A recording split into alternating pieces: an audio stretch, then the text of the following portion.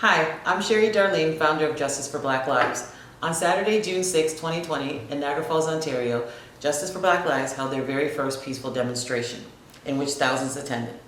I have received countless emails on what's next. I think we can all agree that white privilege has left racism powerful and untouched. How do we move forward with change in our everyday life at home and in the workplace? Today, I have gathered a panel of professional Black women within our community to offer guidelines on becoming part of the change. Ladies? Hi, my name is Nkiru and I'm in the finance industry. And I'm Allison, I'm in education. I'm Izine and I'm an administrator in the healthcare sector. And I'm Angel and in cosmetology and beauty. So what do we do next? Well, first of all, being not a racist is not enough. You have to be an anti-racist. That means you have to take action against racism.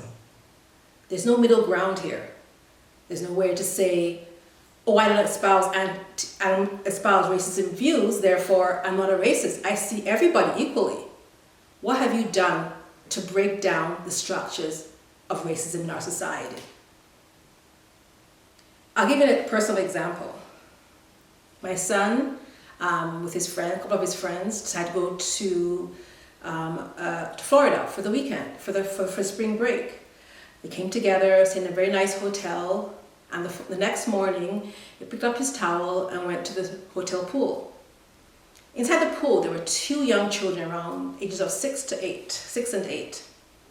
He walked into the pool, and as immediately he walked into the pool, the father, I assume he was the father of the two children, rushed to the side of the pool and shouted to his kids, "Get out of there, girls.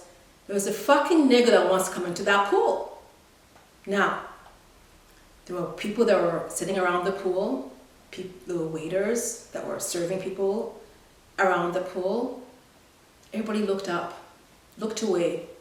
They were ashamed, they were embarrassed, they shook their heads, but nobody said anything.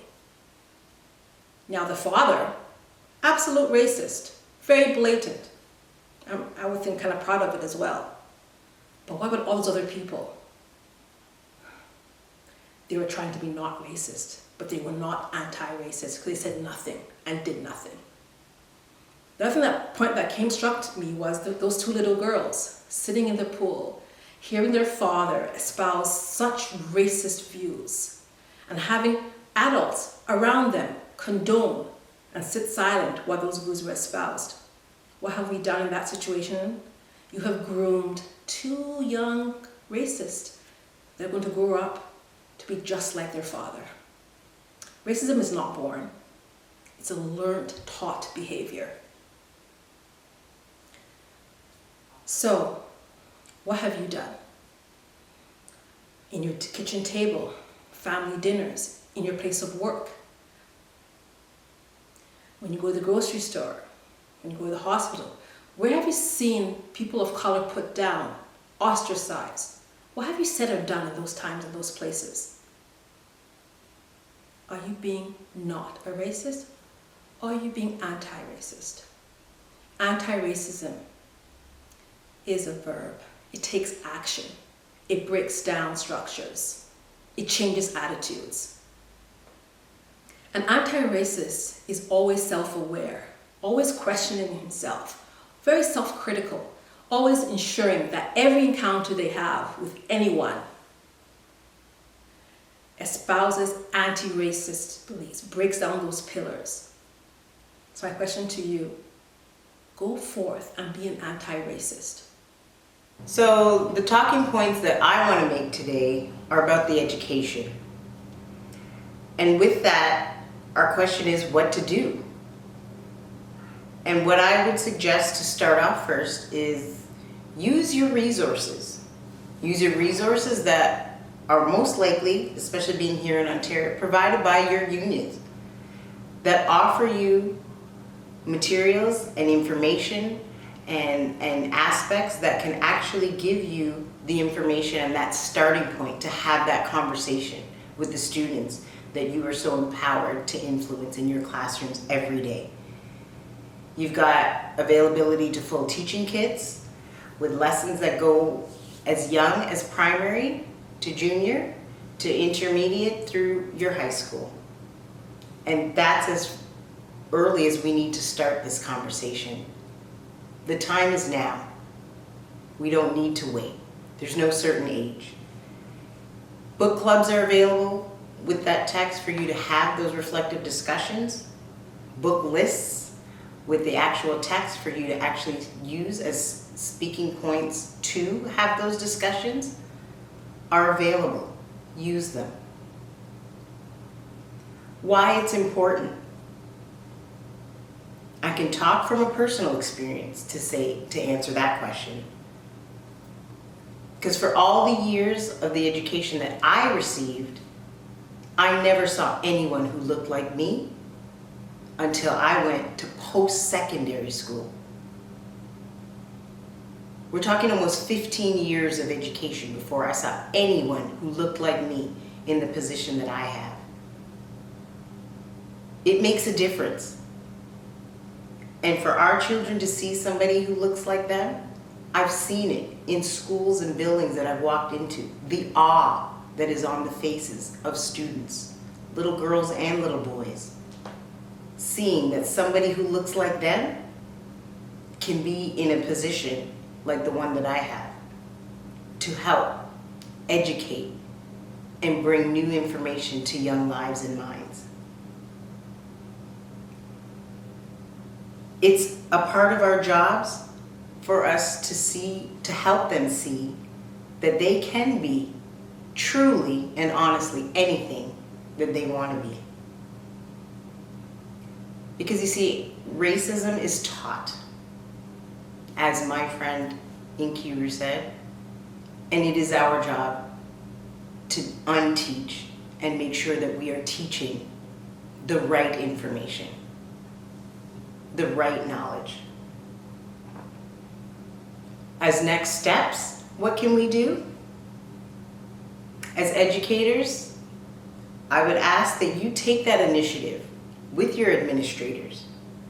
Start an equity and inclusive group or club within the school. And if that's too big, just right within your classroom to help give those students and those bodies in the buildings to which you are a part of a voice, a sense of presence, and more importantly, a sense of pride in a safe space for them to feel that they are a part of and a means to making a difference. That they count because they do. We all do. Use your peers. And if you don't have any peers, use your coworkers who are of different ethnicities as a hands-on resource that you are accessible to help you understand and get that lens. And last but not least, educate yourself through available resources, whether again it's through friends or coworkers, so that you can offer that information and teach with efficacy for the next generation to have that voice, to show that you must be an anti-racist. We finished the protests. What comes next? It's important to make the effort to cultivate friendships with people outside of our race. Because if we surround ourselves with only those who share our views, think the way we do, have the same perspectives, we run the risk of having a linear perspective.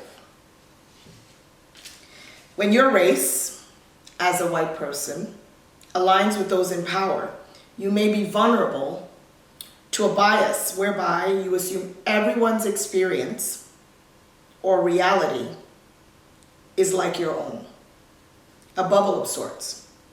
Meaning, if someone has never experienced racism, they presume that racism does not exist. This is the classic disconnect between white people and persons of color. White people do not share the experience of racial prejudice. For people of color, the experience of racism is on a default setting. We face it daily. Where do we go from here? How do we fix this? One, it's important to interact with different races and groups of people. Join racial inclusion groups. And be intentional in seeking allyship with people of color. People of color may sometimes need a timeout of sorts to recover from experiences of racism. Don't take it personal. Stay open-minded. Don't be defensive, dismissive, or even counter-argue when a person of color shares their racialized experience with you.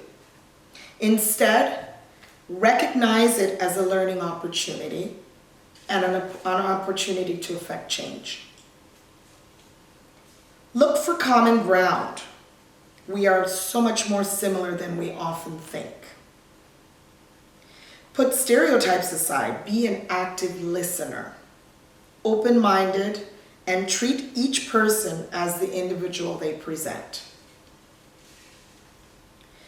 With the changing global demographic, the only way to live in harmony with others is to interact with groups that are different or with people that are different from us. This is the only way we will be able to see the humanity in each other. So I'm speaking truth to power. We're at a point when staying silent is no longer an option. Regardless of what you believe about systemic racism, it's time to talk. The hardest part about this conversation is going to be being uncomfortable. You're going to be uncomfortable speaking your truth and listening to someone else's.